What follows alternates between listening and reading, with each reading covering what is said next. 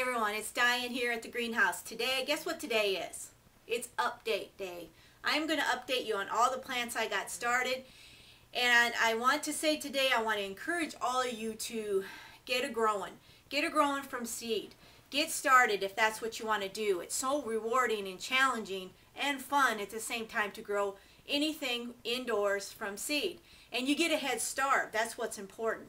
And there's nothing like growing your own. You believe me, you will be so proud of yourself after you grow some of your own food. Okay? So today is February 1st, 2012. We're going to do an update down here in my basement. And let's get going. Okay, updates on the radishes. I started these guys mid-January. And I don't know if I can get this close enough for you guys to see, but we have little bulbs, radishes coming. Let me see if I can bend that down. You can see them. Look at that. Wonderful, isn't it?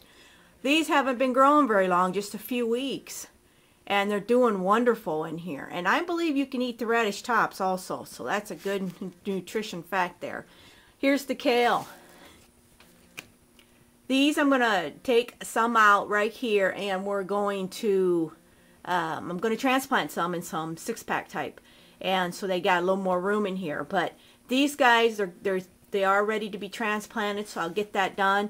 This is the kale. As you can see, these have been only growing a few weeks too, and they've been going crazy. And you know what I think might be part of the reason I'm using some worm tea on these plants, and I think it's really helping them stay green and healthy, and they're really growing quite fast here indoors. I'm also really thrilled how well the red burgundy onions are doing inside. Check out the little seed tops. These are the seeds that grew this beautiful onion plant. And I put this in a 10-20 flat. It's what, approximately 2 to 3 inches deep. And look at them. They're in rows. I have them in rows. And I'm going to take and trim these down pretty soon. They're getting too tall. That will promote some really good root growth by trimming them down. And hey, I can use them little bitties. They're not much, but those can be used. There's no doubt about it, and I will do that. So that's the red burgundy onion. Isn't that cool? Here's some agastache. Now, some of these, this one over here, it's doing really well. It's the pink. And this is indigo blue. Now, these didn't germinate as well, but I see they're starting to come. But this is a beautiful spiky plant. Look at this. Look how nice they're getting. Some of them are going to be taken out. Sometimes when they get too big in the flats, I will pull some out and move them to allow the other ones to grow, because they get a little bit crowded, and once I transplant them out, they just grow like crazy. And I'll usually put them in like a 6-pack sale. What else can I show you? Oh, echinacea coneflower right here. This one looks pretty good. It's very spurty though in its growth. As you can see, some are bigger and some are smaller, but that's okay. This is the white swan coneflower, perennial. Will do fine in our area. This is a wonderful plant. All the coneflowers are. Carrots. Look at those guys. This is the baby carrots. I was going to try to do them indoors. I don't know how they're going to do in here, honestly. I'm going to have to thin them out. I can see that right now. They're pretty thick. Do they transplant? You know what? I'm going to try it. I don't know if they will, but I'm definitely going to try it. I always tell people, try it, see if it works for you. You never know. You just never know. Here's the lavender, doing really well. There's several in a sale. I did them in a 6-pack, so easy to grow that way. But you might say, hey, they're crowded, but they'll do fine. When I go and plant these out, I usually plant them in a clump. I usually plant them in 3 to 5 little seedlings together in a bunch, and then I'll put them in a pot. And I do this because it looks like a really nice plant right away, and also I have plenty. Update on my lettuce, black-seeded Simpson, doing really well. It's starting to crowd together. The leaf structure's getting a little bit bigger, and these have been growing since 116, so they're doing really good. I'm just going to let them grow a little bit more, and then I'm going to start harvesting them. Now the spinach, not so great. They honestly, my seed was old, so they didn't all germinate, but they're a little spindly. Now spinach likes it cooler, and there's probably maybe just not as cool in the indoors here for them. But they are getting their next set of leaves, so that's okay. I'm hoping that, you know, they'll thicken up here pretty soon. I've never transplanted them. I don't know how they transplant, but I planted some more seeds in here, so hopefully that comes up. Some of them seeds the packet got wet, so it might have definitely hurt that germ, and I knew that when I got them. But those guys are a little more spindly, not so much as pretty, but they are leafing green, so there is some edible coming. We're just going to let them grow a little bit more. So there's the update on the spinach. Here is my rosemary. Now, I plant these from seed. I love doing it. It's really a challenge. They can take a little while to come up, but these really didn't. And I've also read online was don't start them from seeds, get them from a plug or from cuttings. Well, I tell you what, it works either way. It is a little slower this way, but I always like the challenge of starting my own seeds. I also did some from cuttings from my plants, one plant from last year that I saved over. So we'll see how those do, and that'll be in another video. But the rosemary, beautiful, wonderful herb. It's a very popular herb, and if you want to have a challenge, grow them from seed. It's very fun. Update on the rosary vine. I have to get these out of here before they get all tangled, so I just pulling them up, and as you can see, they got some beautiful roots going. So it worked wonderful. If you want to propagate the rosary vine, you guys go ahead and do it. So I'm taking them and I'm putting them in some 4-inch pots. I'm putting several little plants in each pot, and they're actually have their little rosary beads right there on some of them, so it's very cool. It worked out great. I'll be able to continue having these plants around. Alright, they're all transplanted into 4-inch pots, and these are just going to be a temporary thing until we'll see how they get growing. There's 10 of them. I made 10 of them, and there's probably 4 to 5 little ones in each one because I want to make this a full plant kind of quickly. Propagate those rosary vines, guys and gals. Here's my 2 little pepper plants.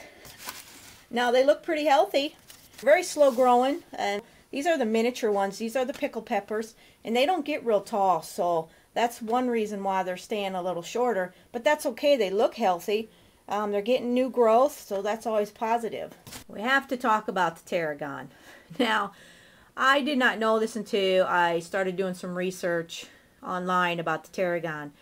It says you should get the French tarragon, and usually you can't get them from seeds because they don't produce seeds. You got to get them from cuttings. Well, this one isn't the French, and this one is a different variety. It's in the Russian type.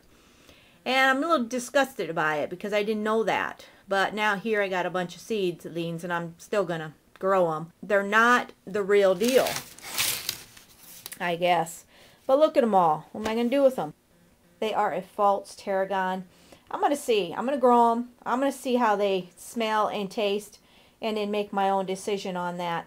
It really surprises me that they sell them not being the real deal, but I guess it's the reason you cannot get the seeds from the French tarragon. So, you guys got any info on that? Post it below. But that's just what I've learned from some research I've done, and if it's true, then so be it. I probably won't grow them anymore. I'll just try to get the plugs next time. Alright, so there's the tarragon. Also, just kind of want to show you, I got the ivy. This is just an update on the ivy. They're looking good. Not rooted yet, but they're on the heating mat. I also have spider plants. And we got pilea. These are house plants. I like to do my own from cuttings. And Fittonia, beautiful plant. Plant I adore for the terrariums.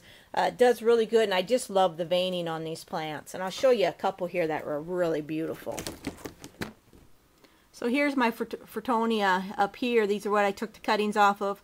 This is why I like them so much. What's not to like? Veining. It's just a very decorative plant, and they just do so well under hardly any lighting. They do really well. I have some upstairs in my terrariums that don't have really, they're not in direct light, but they do get good light. But they can also handle a more shady area. And we have some of the succulent ivy propagated, and also the wandering Jew. So those are all that are newly propagated, so it's going to be a little time on them, but I think they're going to do really well. You guys remember when I did those green onions? Cut them down and replanted them. This is third set, and as you know, as you can see, Some are thinning.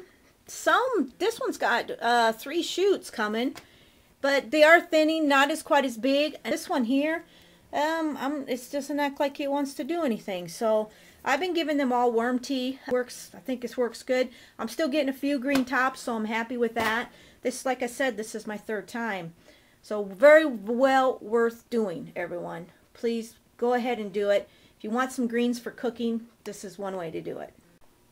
Okay, so there's kind of the update. I didn't show you everything because some of that stuff's pretty small yet. But boy, things are growing. I love the greens. And I would get some more started, but I'm afraid it's just going to get so busy that I might not have enough time to tend to it. So like the radishes and the kale, if it works, it's something I'm going to do year round in the house. I know the kale works, the lettuce works. Spinach, we'll see. I think we need to kind of get that put in a cooler area. But if it works, this stuff works year round. I need to start doing it a little bit more. I think it's a wonderful practice. If you got a good sunny window and you don't want to use electricity with artificial lights, go for it. Really, you got to try these things. All of you.